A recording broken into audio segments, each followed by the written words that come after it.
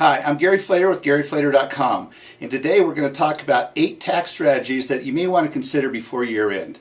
But before we get into that, what's your crystal ball say? I know mine's pretty cloudy today, but are we going to go off that fiscal cliff?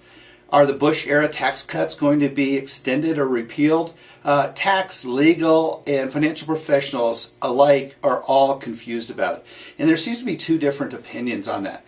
One opinion is that, hey, we might as well take advantage of the low taxes that we have now before they go up next year. Or a lot of people are saying, why don't we just wait till November and see what this election shakes out, and then we'll have a kind of a clear pathway of where we're going to head. Well, let's talk about 8 strategies. Number 1, selling different assets, whether it's your stocks, your real estate, or what have you, now to take advantage of the lower capital gains tax. Capital gains rates are at 15% right now. They're set to go up to 20%, and they could be as high as 23.8 if you figure in the Medicare surtax on that. Or there's a school of thought too, is that maybe selling assets right now to take advantage of some losses. Let's harvest those losses, put them in the bank, and then use them down the road when taxes are higher and they'll be worth a little more. Number 2, let's accelerate ordinary income into this year. This might be the year to do that Roth conversion, bring income in, because the highest tax bracket today is 35%, and that's set to go to 40% next year.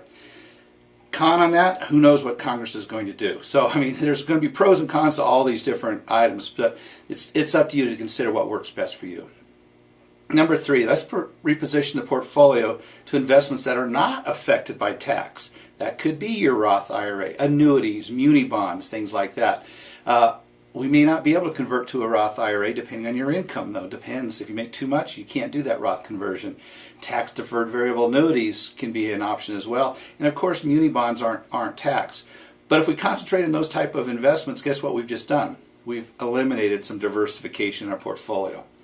Number 4, let's eliminate investments that pay dividends. Pro of that is that dividends are taxed at 15% today. If the Bush era tax cuts aren't extended, that tax is going to go up to 40% as a high. They're going to be taxed as ordinary income on that. The con is that usually the companies that pay dividends are your really safe, secure, stable value companies that you want to own on that. So consider that when you're adjusting your portfolio as well. 5, concentrate your portfolio on non-taxed investments. That'd be like your 529 college education plans and your employee or sponsored retirement plans.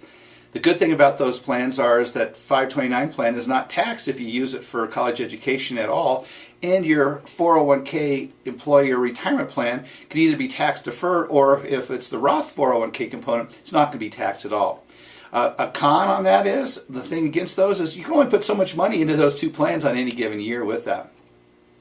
Number 6, delay your tax deductions, tax deductible charitable contributions until next year.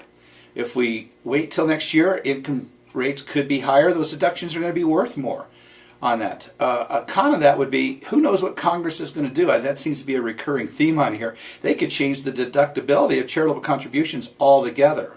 And guess what? Charities need your money now and next year and the year after that. We all know that. Number 7, estate planning and wealth transfer. This year we have a marital exemption of $5 million per person. That's set to go down to $1 million in 2013. That's a big change. So you may want to be doing some transferring of wealth this year to take advantage of that exemption.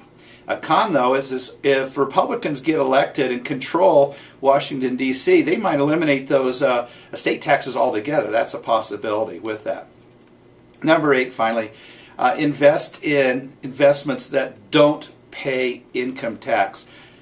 Don't pay any interest, so you're not taxed on that. That's your muni bonds, your Roth IRAs. Real estate could be more of a capital appreciation type of investment, S-corps and that type of thing. Because we all know that even if the Bush era tax cuts are extended, that 3.8% healthcare surtax is going to kick in next year on all interest-bearing investments on that, and that could cause a lot of tax on top of that. A con is that they may not provide the type of returns that you want with that. So I think the key to all this is that my crystal ball is very cloudy. Yours probably is as well. But like anything, diversify, diversify, diversify. And I hate to think that we let that tax tail wag the investment dog with you. So I'm going to close as usual with a quote, and this one's from George Bernard Shaw, and he says, "Lack of money is the root of all evil." Hope you have a great day. Gary Flater, GaryFlater.com. Take care.